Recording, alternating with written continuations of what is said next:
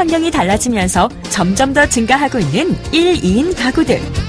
이들이 선호하는 것이 바로 소형주택인데 1, 2인 소형 가구는 수도권의 경우 매년 약 18만 가구가 증가, 비수도권의 경우 매년 약 20만 가구씩 증가할 것으로 예상되며 4인 이상의 중대형 가구는 수도권의 경우 매년 약 5만 가구씩 줄어들고 비수도권의 경우는 매년 8만 가구씩 감소할 것으로 전망되고 있다.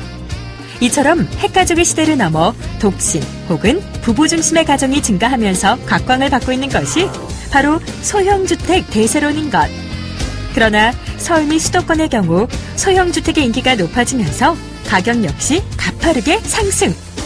정부 정책 및 사회적 여건에 따라 변동폭이 높은 것까지 감안한다면 초보자가 선뜻 투자를 감행하기에는 어려움이 따를 수밖에 없는데 이러한 이유로 인해 주택 임대사업 투자를 희망하는 이들에게 주목을 받고 있는 것이 바로 지방의 소형 아파트들. 그런가 하면 이제 고작 20대 전후반의 직장인이면서 여러 채의 임대주택을 통해 매달 월급 이외에 고정 수익을 올리는 이들도 있다는데 일찍 시작한 투자로 제2의 월급을 받고 있다는 똑순이 직장인들. 박신영 씨의 경우 900만 원으로 시작해 현재는 5세대의 임대주택을 관리 중. 앞으로 30세대 분양이 목표. 현재까지 보유하고 있는 주택은 5세대고요. 주로 지방에 있는 소형평수 아파트들이에요.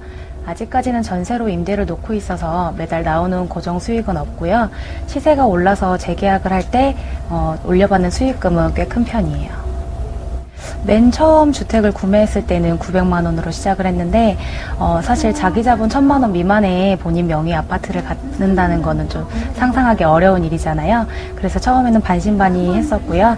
그리고 대출 받는 것도 그때 처음 경험하게 된 일이라서 많이 좀 두렵고 떨리기도 했었던 것 같아요. 처음에 보유하게 된 주택은 강원도 삼척에 있는 20평형 초반대 아파트였어요. 등기가 나오고 한 6개월 정도 지났나? 그때 기존에 살고 있는 세입자분과 연장 계약을 하게 되었는데 그때는 이미 한 전세가 1200만 원 정도 올라 있더라고요. 그래서 투자 원금도 바로 회수하고 일부분은 리모델링 해주는 데 사용했던 기억이 나요. 처음에는 저희 어머님께서 먼저 투자를 하셨어요. 그리고 나서 제가 어머니를 따라서 투자를 하게 됐는데 사실 그때 나이가 25살 정도? 그래서 또래 친구들이나 지인들한테는 별로 이슈가 되진 않았고요. 추석이나 명절 때쯤 친척분들이 알고 나서 좀 놀라신 눈치더라고요. 그래서 보기보다 똑부러지다는 소리도 그때 좀 많이 하셨었어요. 그래서 지금은 동생이 투자하겠다고 이제 저축을 하고 있는 상황이고 저희 가족은 이제 30세대 정도 분양받는 게 공동 목표가 되었어요. 아무래도 5세대가 전부 전세다 보니까 은행 이자가 조금 부담이 되기는 해요. 근데 하지만 재계약할 때 전세금으로 올려받을 수 있기 때문에 크게 걱정되진 않아요.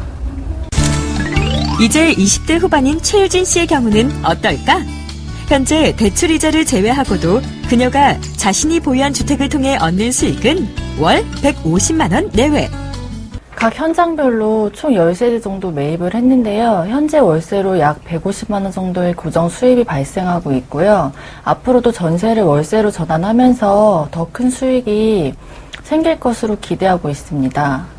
아파트에 따라서 투자금이 상이하긴 한데요. 100만 원 이하부터 200~300만 원대에 매입한 것도 있고 1000만 원대에 매입한 것도 있어요. 처음에 시작할 때 아파트를 이 작은 금액으로 사는 게 정말 가능한 건지 소유권 이전에는 진짜 문제가 없는 건지 그런 부분이 염려가 됐어요.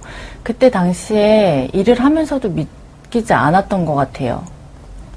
매입 후 1~2년 뒤쯤 계약기간 만료 시점에서 전세를 월세로 전환하거나 같은 월세라도 재계약을 해서 월세를 올려받으면서 수익률이 크게 올랐어요. 그리고 월세를 전세로 올려받는 경우는 목돈이 들어오니까 또 다른 아파트를 매입할 수 있는 기회가 생기고 이런 상황들이 당시에는 너무 신기했었던 것 같아요. 알고 계시고요. 처음에는 아파트를 대출 끼고 여러 채 매입하다 보니까 걱정을 많이 하셨는데 제가 이제 수년간 잘 유지해 나가는 모습을 보시고 현재는 긍정적으로 바라보시면서 이제 임대 수익 나는 거 월세를 많이 부러들 하세요. 처음에 수익률이 괜찮다고 이제 판단이 드는 거는 제가 지인들한테 소개도 했었는데 지금은 제가 굳이 얘기하지 않아도 주변에서 먼저 그러니까 임대 사업을 하시겠다고 소개해달라고 하시는 분들도 계세요. 신경 써서 신고해야 되는 부분들이 좀 있어요. 예를 들면 뭐 임대사업자 현황 신고, 뭐 소득 신고, 임대 조건 변경 신고 등 좀 번거롭긴 한데요. 뭐 특별한 어려움은 없어요. 근데 세원플러스에서 이제 임대 관리 사업 쪽으로 계획 중이라고 하셔서 제가 직장 생활을 하면서 다 신경 쓰기가 굉장히 번거롭긴 하거든요. 그래서 임대 관리 운영이 진행이 되면 저는 맡기고 싶어요. 저는 주택임대사업으로 한 4, 50채 정도 매입을 해서 월세로 1,000만 원 이상의 수익을 발생시키는 것이 최종 목표예요. 그런가 하면 자신이 직접 주택임대관리 전문회사의 직원으로 일하게 되면서 투자를 시작하게 됐다는 김효희 씨. 고객들의 투자 현황과 수익률을 보면서 자신감과 용기를 얻었다는데 소형 아파트로 세 채를 보유하고 있고요. 한 채는 전세이고 두 채는 월세인데 거기서 매달 35만 원씩 수익을 내고 있어요. 초기 투자 자금은 750만 원 정도였고요. 초기의 걱정과 우려보다는 수익성에 염두를 두었어요. 고객님들께서 수익을 내는 것을 계속 지켜보면서 저도 믿음을 가지고 투자를 하게 되었어요.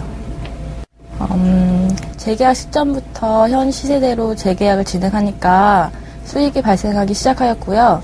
막상 통장에 돈이 들어오는 게 보이면서 기분이 좋으면서 신기했어요. 처음엔 걱정과 우려 속에서 시작을 해서 지금은 시샘 반, 불엄 반을 느끼고 있으세요. 제가 아직 어리기 때문에 월세가 미납이 되면 세입자에게 독촉 전화를 하기가 어렵더라고요. 그래서 저희 회사 부장님께 부탁을 드려서 월세를 받고 있고요. 임대료 지연 외에 세입자와의 분쟁이나 시설 훼손 등으로 그런 복잡한 문제는 없었어요. 저희 사장님께서 매일매일 월세 받는 것에 대해 언급하신 적이 있는데요. 지금은 비록 세 채를 가지고 있고 나이도 어리지만 즐기는 것을 남들보다 자제하고 더욱더 아껴서 매일매일 월세 받으면서 살아가고 싶어요. 보다 쉬워진 부동산 투자. 정년기도 없으며 적정 금액도 없다. 부동산에는 생초보라 할 수 있는 가정주부도 바쁜 직장인도 모두 가능. 바로 지금 이 순간 당신의 재테크는 과연 어떤 방식으로 얼마의 이익을 올리고 있는지 따져보고 개선해야 할 시점이 아닐까?